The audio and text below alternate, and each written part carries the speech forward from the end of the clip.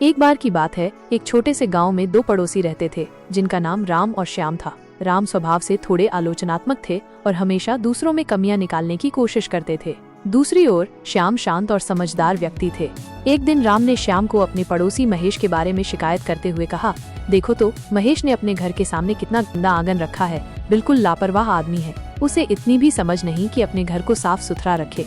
श्याम ने राम की बात सुनी और मुस्कुराते हुए कहा, राम भाई, आपने ध्यान दिया कि महेश पिछले कुछ दिनों से बीमार है, शायद इसीलिए वो आंगन की सफाई नहीं कर पाया होगा। राम थोड़ा झेप गया क्योंकि उसने महेश की बीमारी के बारे में नहीं सोचा था। कुछ दिनों बाद श्याम ने देखा कि राम अपनी बालकनी में कुछ गमलों को ठीक से नहीं रख रहे थे। एक गमला थोड़ा टेढ़ा रखा हुआ था और कभी भी गिर सकता था। श्याम ने राम के पास जाकर कहा, राम भाई, आपका ये गमला थोड़ा असुरक्षित लग रहा है, कहीं ये गिर न जाए और किसी को चोट न लगे।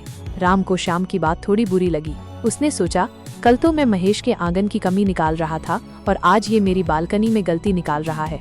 तभी उसे मत्ती 7 अध्याय के पहले 2 पद याद आए जो उसने रविवार की प्रार्थना सभा में सुने थे। दोष मत लगाओ कि तुम पर भी दोष न लगाया जाए, क्योंकि जिस प्रकार तुम दोष लगाते हो उसी प्रकार तुम पर भी दोष लगाया जाएगा, और जिस नाप से तुम नापते हो उसी से तुम्हारे लिए भी नापा जाएगा। राम को अपनी गलती का एहसास हुआ। उसे समझ आया कि जिस तरह उसने महेश में कमी देखी उसी तरह श्याम ने उसमें कमी देखी, लेकिन श्याम ने उसे प्यार और चिंता के साथ बताया। राम ने तुरंत गमले को ठीक किया और उस दिन से उसने दूसरों में कमियां निकालने के बजाय उनकी परिस्थितियों को समझने की कोशिश करने का फैसला किया। इस कहानी से हमें ये सीख मिलती है कि हमें दूसरों पर जल्दी से दोष नहीं लगाना चाहिए, क्योंकि जिस तरह से हम दूसरों का न्याय करते हैं उसी तरह से हमारा भी न्याय किया जाएगा। हमें दूसरों के प्रति दयालु और समझदार होना चाहिए।